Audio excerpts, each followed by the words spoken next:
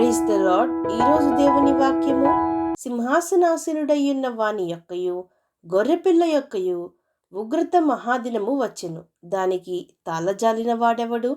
ప్రకటన గ్రంథము 6వ అధ్యాయము 17వ వచనము. ప్రజలారా, పరిశుద్ధ గ్రంథంలోని అన్ని గ్రంథములు జరిగిపోయినవి, కానీ ఈ ప్రకటన గ్రంథంలోని సంగతులు ఇంకను నెరవేరాల్సి ఉన్నది. అవి జరుపుటకు దేవుడు ఆలస్యము చేయిచున్నాడు. ఇంకను జరగవేమో అని అనుకోకుడి. ఆయన తన వాగ్దానమును గూర్చి ఆలస్యము చేయువాడు కాడుగాని, ఎవడూను నశించుటకు ఇష్టము లేక అందరూ అంతటా మారు మనసు పొందవల్లని ప్రభువు ఎదురుచూచూ ఉన్నాడు. అయితే మనలో అనేక మందికి దేవుని ప్రేమ అలవాటైపోయినది, ఆయన క్షమాపణ అలవాటైపోయినది, దేవుని యొక్క రక్షణ, కాపుదల, కృప అలవాటైపోయినది, పాతదైపోయినది. కనుకనే మనలో ఉజ్జీవము లేదు. మనలో దేవుని క్రియలను మనము చూడలేకపోతున్నాం. మనలో రక్షింపబడిన మొదట్లో ఉన్న ఆ భక్తి, ఆ భయము, ఆ ప్రేమ లేదు. ఆధ్యాత్మిక జీవితంలో అంచెలంచెలుగా ఎదగవలసిన మనము ఒక స్థాయిలోనే ఎదుగక ఆగిపోయి ఉన్నాము. మన రక్షణను మనము నిర్లక్ష్యము చేసిన ఎడల ఎలాగున మనము దేవుని ఉగ్రత నుండి తప్పించుకొందుము? మనలో అనేక మందిమి దేవుని ఉగ్రత దినము ఒకటి ఉన్నదని, అందులోనికి మనము పాత్రులము కాకుండా యేసుక్రీస్తు ప్రభు ద్వారా రక్షింపబడి ఆ ఉగ్రత నుండి తప్పింపబడి కాపాడబడాలన్న ఆలోచన, ధ్యాస, ప్రయాస లేదు.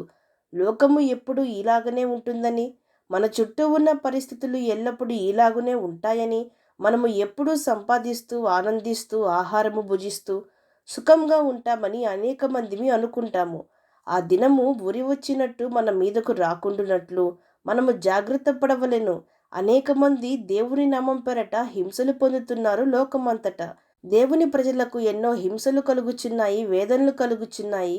వారు కనీసము ప్రార్థన చేసుకుంటకు, దేవుణ్ణి ఆరాధించుటకు, పరిశుద్ధ వాక్యము చదువుటకు కూడా వారికి స్వాతంత్రము లేదు.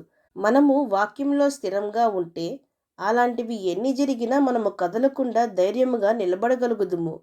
ప్రజలారా, ఆ దినములో భూరాజులను, గనులను, సహస్రాధిపతులను, ధనికులను, బలిష్ఠులను, ప్రతి స్వతంత్రుడును కొండ గృహల్లోనూ బండల సందుల్లోనూ దాగుకొని సింహాసనాసీనుడయ్యున్న వాని యొక్కయు గొర్రెపిల్ల యొక్కయు ఉగ్రత మహాదినము వచ్చెను, దానికి తాళజాలిన వాడెవడు?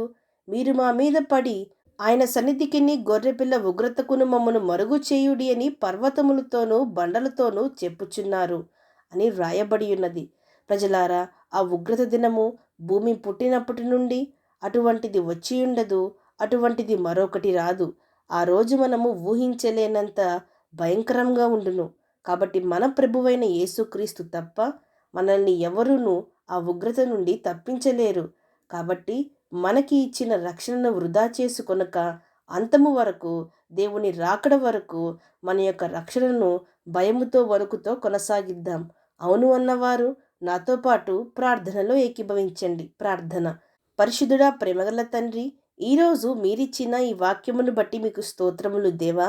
మమ్మను ఎంతగానో భరించుచున్న ప్రభువా, మీరు మా పట్ల చూపిస్తున్న ఓర్పును మేము నిర్లక్ష్యము చేసి మరలా పాపములో పడి భ్రష్టులము కాక, మీ ఉగ్రతకు పాత్రులు కాక, తండ్రి, భయముతో, వణుకుతో మా రక్షణను, మా భక్తిని మేము కొనసాగించుకుంటూ ఈ మాయాలోకంలో మా భక్తిని మేము మీ కృపతో కాపాడుకొనుటకు మా ప్రతి ఒక్కరికి సహాయము దయచేయమని ప్రార్థిస్తూ, సమస్త మహిమాగంతులు మీకే చెల్లిస్తూ ప్రభువైన యేసుక్రీస్తు నామం పేరట అడిగి వేడుకొంచున్నాం పరమ తండ్రి. ఆమేన్.